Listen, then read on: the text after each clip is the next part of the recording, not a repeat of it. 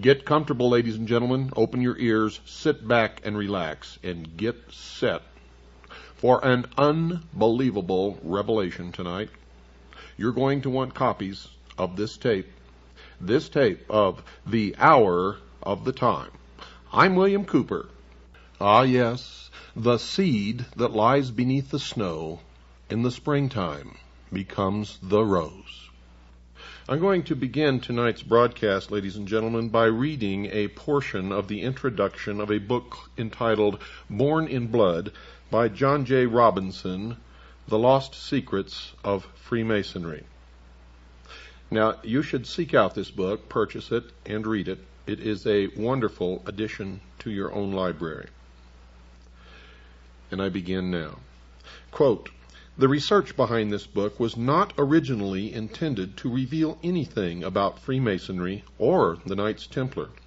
Its objective had been to satisfy my own curiosity about certain unexplained aspects of the Peasants' Revolt in England in 1381, a savage uprising that saw upwards of 100,000 Englishmen march on London. They moved in uncontrolled rage, burning down manor houses, breaking open prisons, and cutting down any who stood in their way. One unsolved mystery of that revolt was the organization behind it. For several years, a group of disgruntled priests of the lower clergy had traveled the towns, preaching against the riches and corruption of the church. During the months before the uprising, secret meetings had been held throughout central England by men weaving a network of communication. After the revolt was put down, rebel leaders confessed to being agents of a, quote, great society, unquote, said to be based in London. So very little is known of that alleged organization that several scholars have solved the mystery simply by deciding that no such secret society ever existed. Another mystery was the concentrated and especially vicious attacks on the religious order of the Knights Hospitaller of St. John, now known as the Knights of Malta. Not only did the rebels seek out their properties for vandalism and fire, but their prior was dragged from the Tower of London to have his head struck off and placed on London Bridge, to the delight of the cheering mob. There was no question that the ferocity unleashed on the crusading Hospitallers had a purpose behind it. One captured rebel leader, when asked the reasons for the revolt, said, quote, "First and above all, the destruction of the Hospitallers," unquote. What kind of secret society could have had that special hatred as one of its primary purposes? A desire for vengeance against the Hospitallers was easy to identify in the rival crusading order of the Knights of the Temple of Solomon in Jerusalem. The problem was that those Knights Templar had been completely suppressed almost 70 years before the Peasants' Revolt, following several years during which the Templars had been imprisoned, tortured, and burned at the stake. After issuing the decree that put an end to the Templar order, Pope Clement V had directed that all of the extensive properties of the Templars should be given to the Hospitallers. Could a Templar desire for revenge actually have survived underground for 3 generations? There was no incontrovertible proof, yet the only evidence suggests the existence of just one secret society in 14th century England. Just one. The society that was or would become the Order of Free and Accepted Masons. There appeared to be no connection, however, between the revolt and Freemasonry, except for the name or title of its leader. He occupied the center stage of English history for just 8 days, and nothing is known of him except that he was the supreme commander of the rebellion. He was called Walter the Tyler, and it seemed at first to be mere coincidence that he bore the title of the enforcement officer of the Masonic Lodge. In Freemasonry, the Tyler, who must be a master mason, is the sentry, the sergeant-at-arms, and the officer who screens the credentials of visitors who seek entrance to the lodge.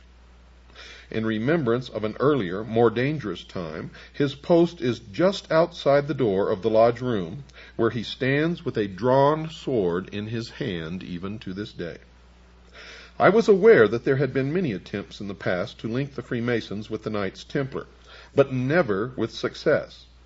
The fragile evidence advanced by proponents of that connection had never held up, sometimes because it was based on wild speculation, and at least once because it had been based on a deliberate forgery.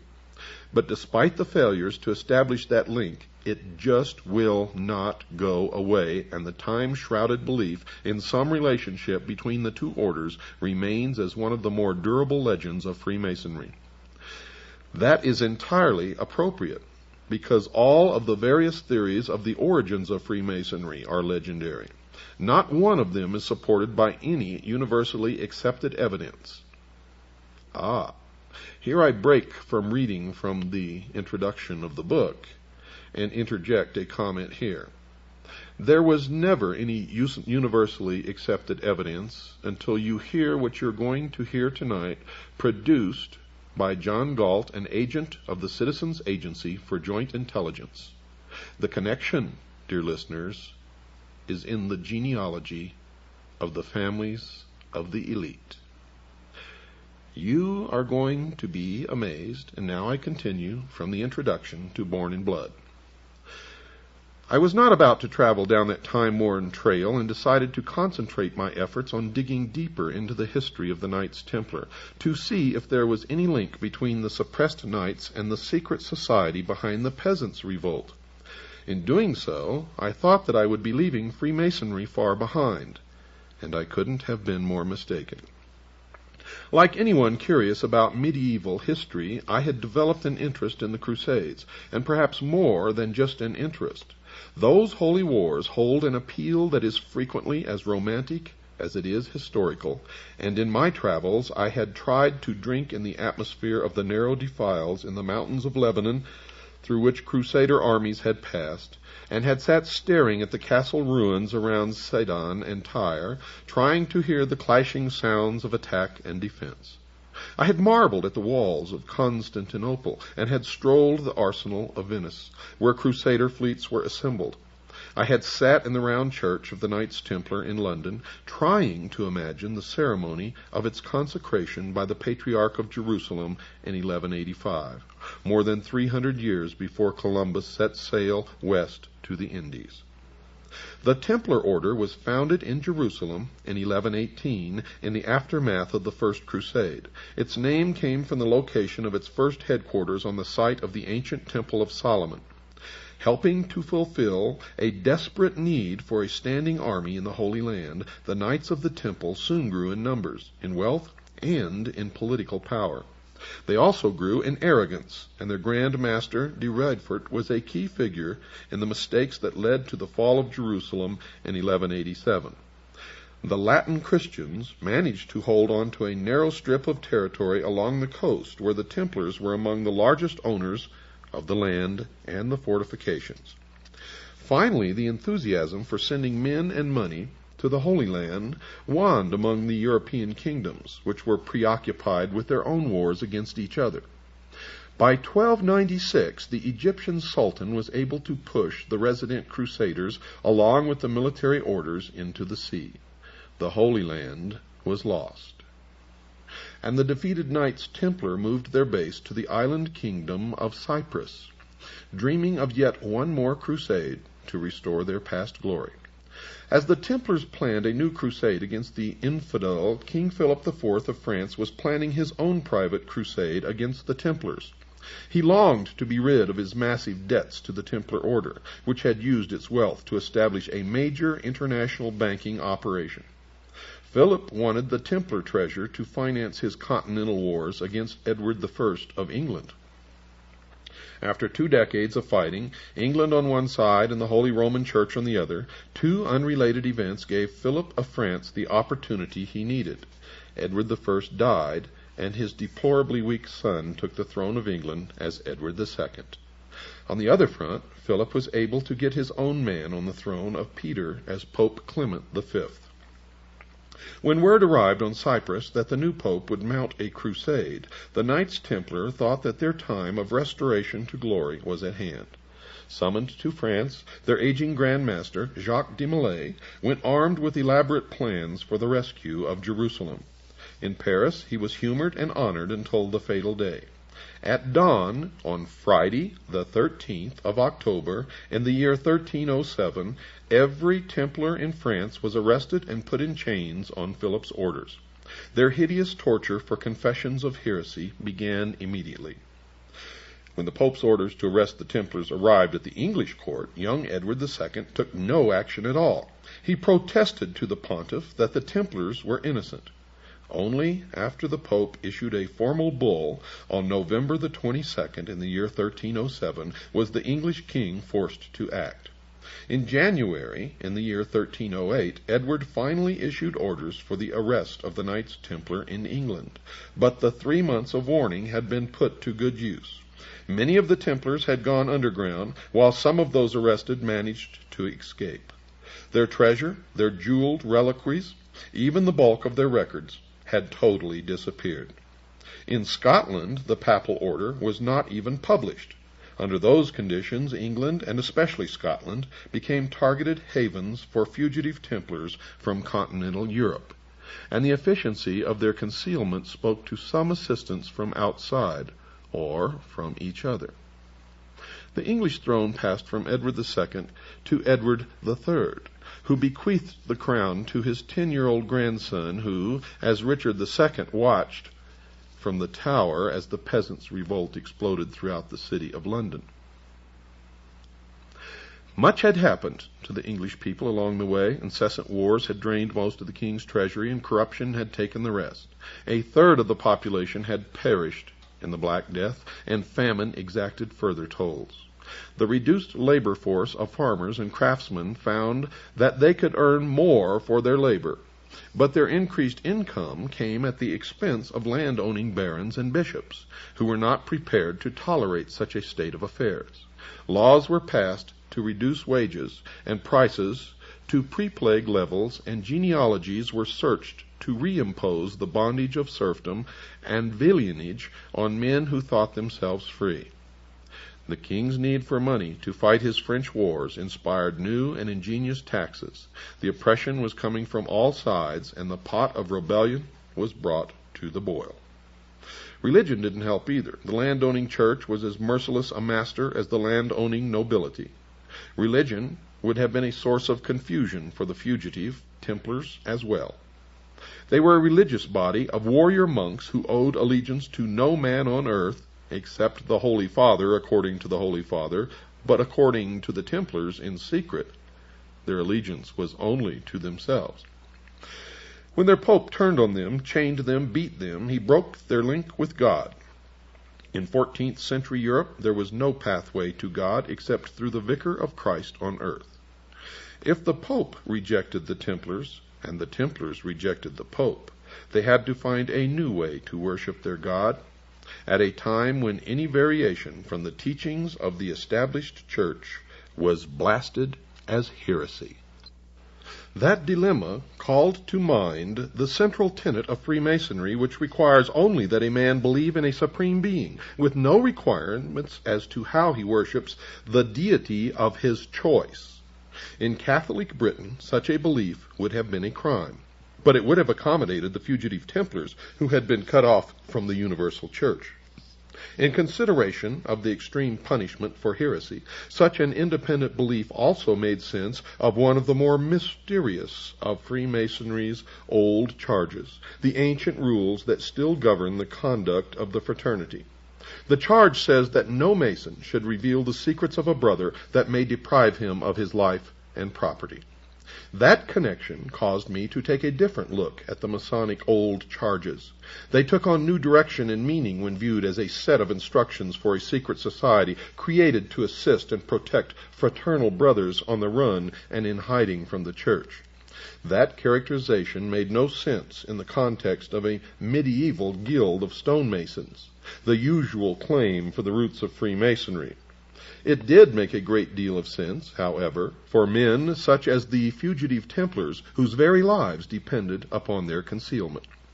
Nor would there have been any problem in finding new recruits over the years ahead. There were to be plenty of protesters and dissidents against the church among future generations.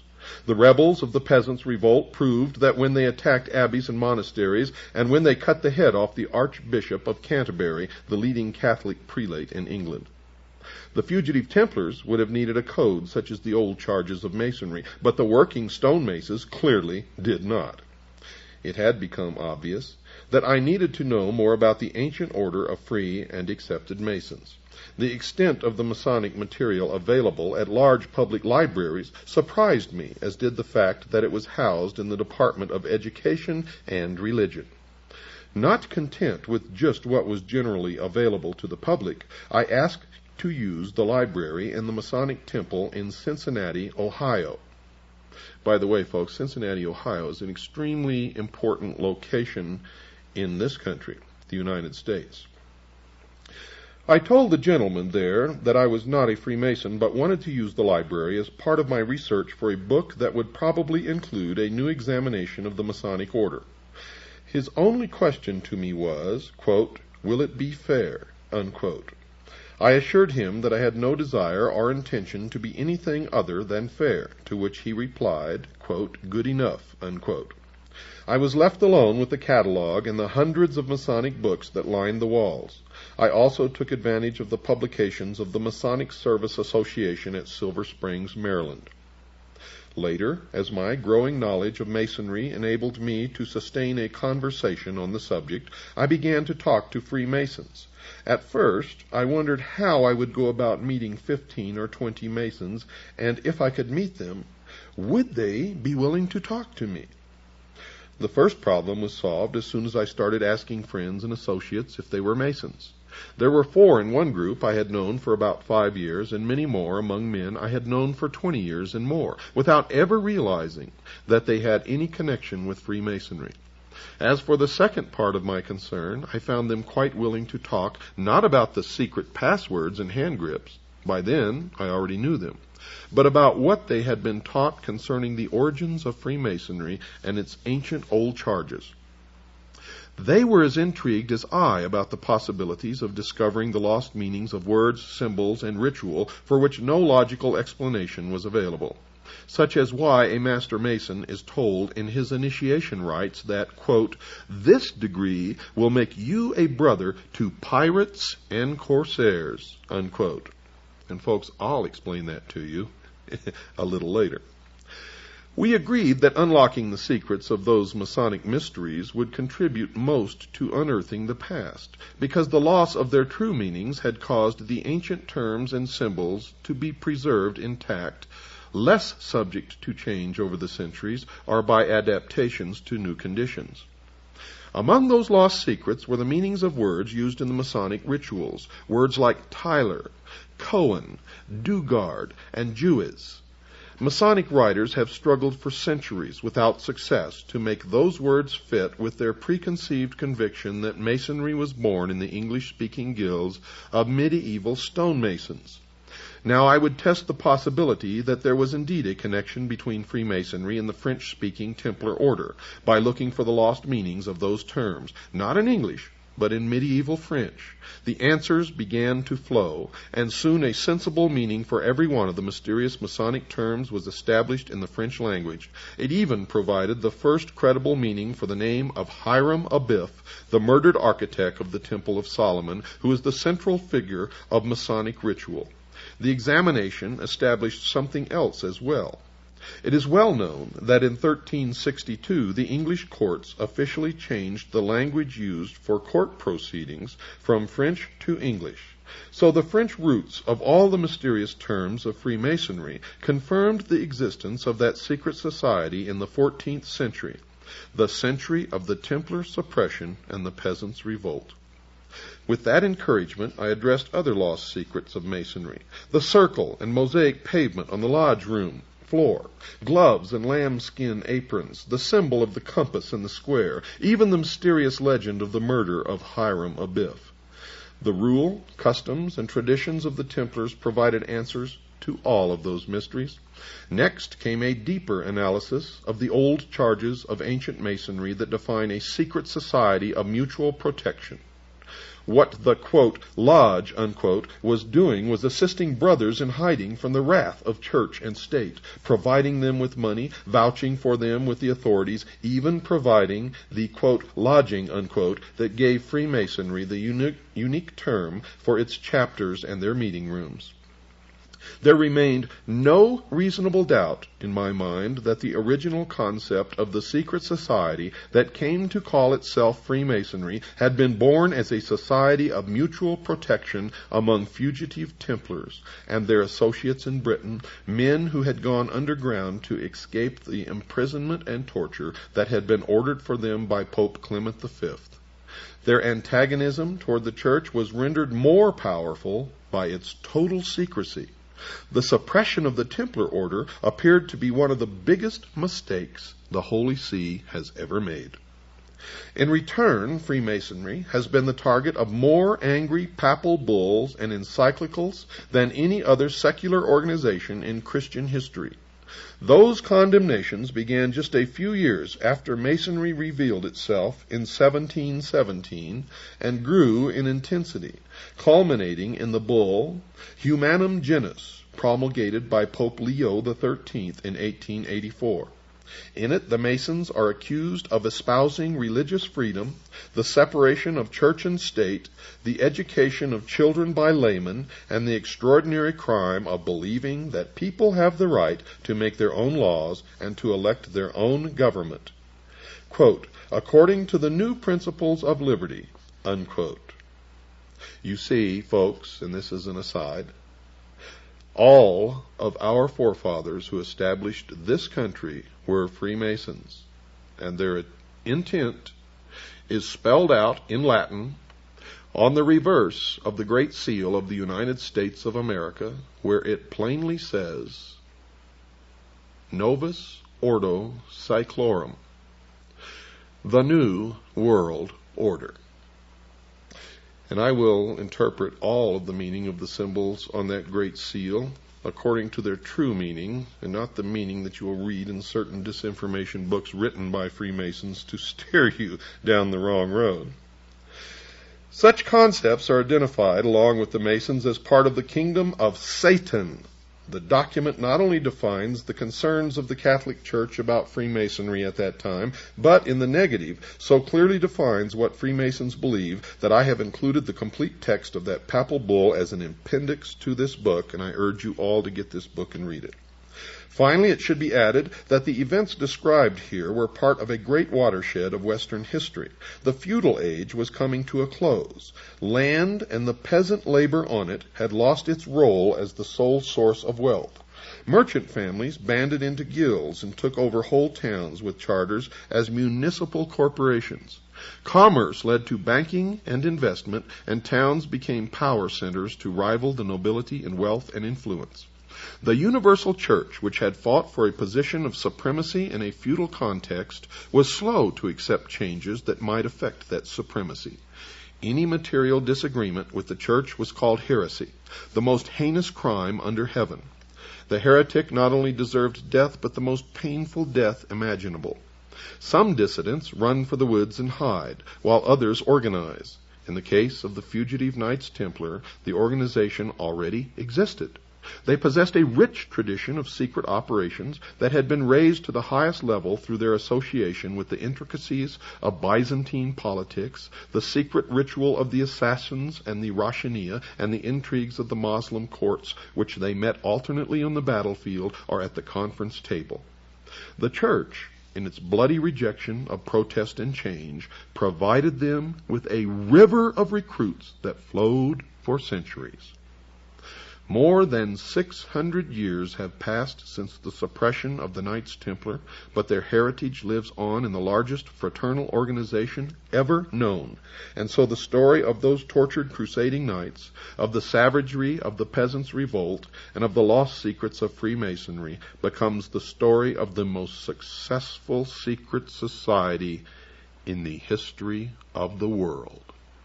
I've got to take a break, folks. Don't go away. I'll be right back after this very short pause. Spurned by God in the form of the vicar of Christ on earth, the Pope, and spurning God in their turn, the Knights Templars banded together in secret and formed what was to become known as Freemasonry. Now the legend goes that Freemasonry sprang up from ancient stonecutters' guilds and the men who built the stone buildings of the age. But Freemason actually comes from the French, Free Mason, which literally means the sons of light. Which light? Well, certainly in researching the problem, it is not the light of Christ. It is the light of the fallen angel of light. For when they were forsaken by the church, by Christ's vicar on earth, the Pope, they spurned God and turned to Lucifer. They held to the Luciferian philosophy that the gift of intellect by Lucifer, through his agent Satan, would in its turn make man God. These men were always on the run. They took the hidden Templar wealth and built a financial empire that stands to this day as the most powerful on the earth. Jews who had traditionally been persecuted throughout Europe flocked to the hidden temple. For there they could believe as they wished and worship whatever God they wished, for all were welcome. Many of the Templars running to ground flocked to England and to Scotland, where they fought for Robert the Bruce, who was engaged in an intense battle with the King of England. Now, let me regress just a little bit. King William the Lion, who was born in 1165 and died in 1214, had a daughter, Isabel of Scotland.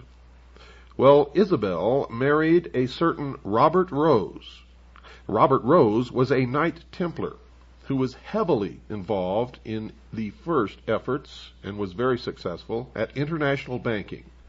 Plus, he established the first overt and covert international intelligence gathering organization, which all subsequent intelligence organizations have been based upon since. His son, Sir William Roos, and his daughter, Lucy Roos, figure prominently in the story to follow. Lucy married Sir Robert Plumpton. They sired two children, Sir William Plumpton and Alice Plumpton. During this period of time, this family, as the Knights Templar were going to ground, and the male progeny of this family always followed their father's footsteps and entered into the order. They established in secret the Scottish Rite of Freemasonry, and may have had a significant role in the establishment, for intelligence reasons, of the order known as the Ancient Order of the Rose and Cross. Now, Alice Plumpton married Sir John Boteler. They gave birth to a daughter, Alice Boteler, who then married John Gerard, who had a child, Constance, who married Sir Alex Standish. The following children issued from that marriage: Ralph Standish, Sir Alex Standish, Roger Standish, and Alice Standish, who then married James Prescott. The children of this marriage were Roger Prescott, Ralph Prescott, John Prescott, and Captain Jonathan Prescott. Jonathan Prescott married Rebecca Buckley. They had two children, Abel Prescott and Lucy Prescott, and Lucy married Jonathan Fay.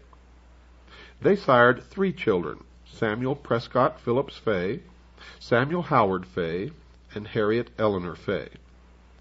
Harriet married Reverend James Smith Bush, son of merchant Obadiah Bush.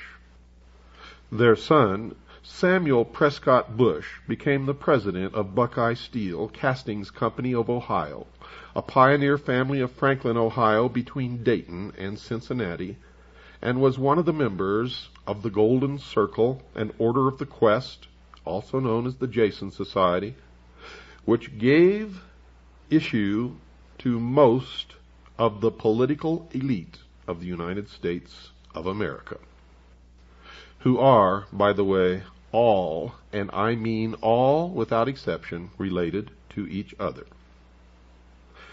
Now, Samuel Prescott Bush married, and his son Prescott Bush became a U.S. Senator from Connecticut, the director of Prudential Insurance, the director of CBS, a partner in Brown Brother Harriman, chairman National Republican Finance Committee, funds placed in Merrill Lynch accounts in Switzerland under the guidance of Donald Reagan. When he married, that marriage gave issue to the following: Prescott Bush II, an investment banker indicted for fraudulent banking practices; George Bush, chairman of Zapata Oil from 1963 to 64, chairman of the Republican Party, Harris County, Texas, when John F. Kennedy was killed, delegate to the GOP National Convention, 1964, 1968 member of the 90th and 91st Congress from Texas. From 1965 to 66, Nixon appointed Bush as ambassador to the United Nations to deal with China. He was the director of the Central Intelligence Agency, chairman of the National GOP Party, vice president of the United States of America, and president of the United States of America. 4 other children were William H. Bush, James Bush, Jonathan Bush, and Nancy, who married Alex Ellis. The issue of George and Barbara Bush was Dorothy, who married William LeBond, John Ellis Bush, Neil Bush, son of the director of CIA, becomes director of Silverado Savings and Loan and launders CIA drug money. Silverado loses over $100 million and Neil goes unpunished. And the 2 other children, Marvin Pierce Bush and George Bush II. Folks, this intelligence was gathered by one of our agents, codenamed John Galt, who spent literally years in dusty libraries and books of genealogy. And I'm not going to tell you which libraries or how he arrived at this information, but it has been checked. It is absolutely accurate, and this is just one portion of the pedigree of George Bush, who's literally related to most of the royal families of Europe. Now, you can have a copy of this chart if you want it. I'll tell you how to get it later, so have your pencils and paper ready. And I'm going to tell you exactly where the money goes. 1/2 of the money goes to help pay for the airtime here. The other half goes to our agent, John Galt, to pay for the years of toil in dusty library books that nobody ever looks in, tracing genealogy. And folks, this is only one of the charts that he has furnished to us, along with other agents of the Citizens Agency for Joint Intelligence who are engaged in the exact same research. And we have found that our most productive connections of the secret societies, the royal families, and what's happening in the world today is through genealogy. We have found a direct connection between the Peasants' Rebellion in England, the French Revolution, the Ronald Reagan and George Bush political campaign, and the George Bush political campaign. As far as the Peasants' Rebellion goes, the Encyclopedia Britannica calls it a, quote, curiously spontaneous rebellion.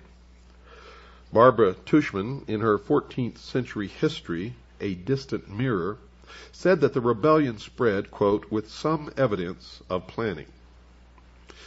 Winston Churchill went even further. In his work, The Birth of Britain, he wrote, quote, throughout the summer of 1381 there was a general ferment. Beneath it all lay organization.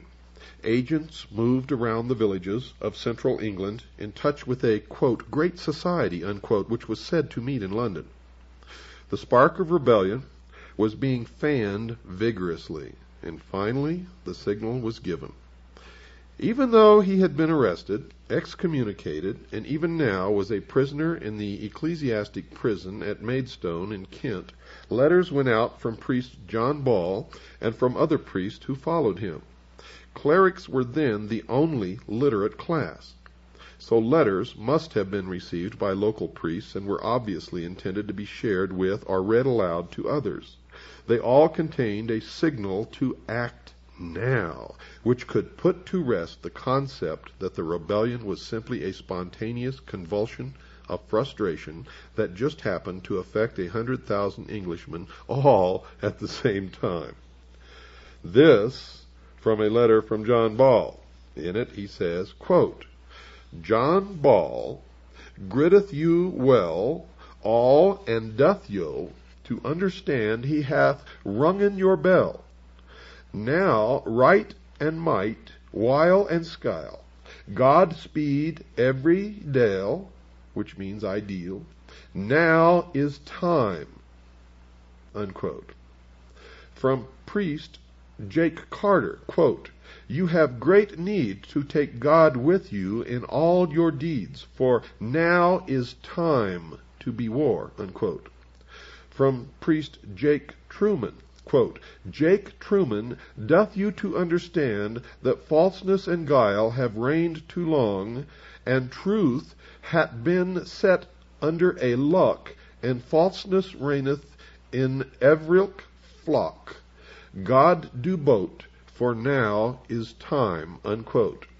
Now you'll notice that in every one of those quotes there was one phrase that stands out, and that phrase is now is time.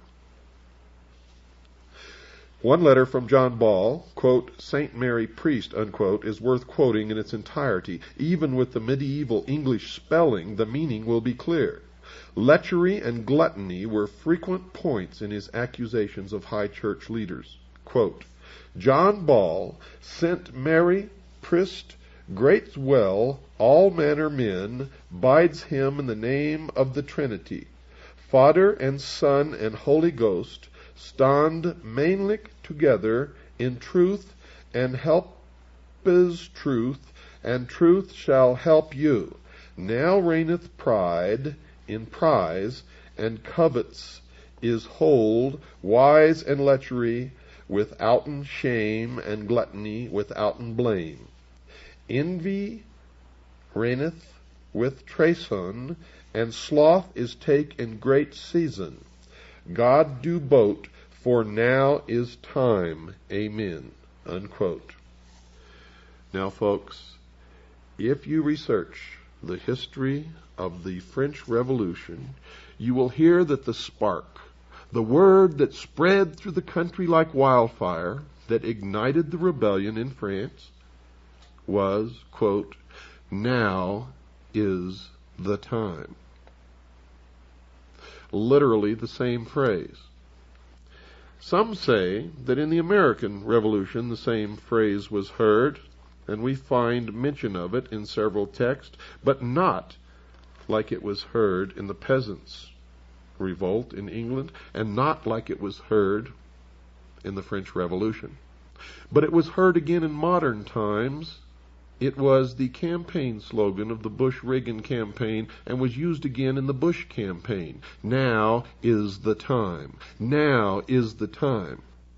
One famous photograph, staged by George Bush and selected by George Bush for publication in Life magazine, shows him lying in bed holding the pyramid with the capstone in place, signaling to Masons, Freemasons, and members, the priests of the mystery schools around the world, that he is the one who will bring into fruition their ages, centuries, millennia-old dream of the New World Order.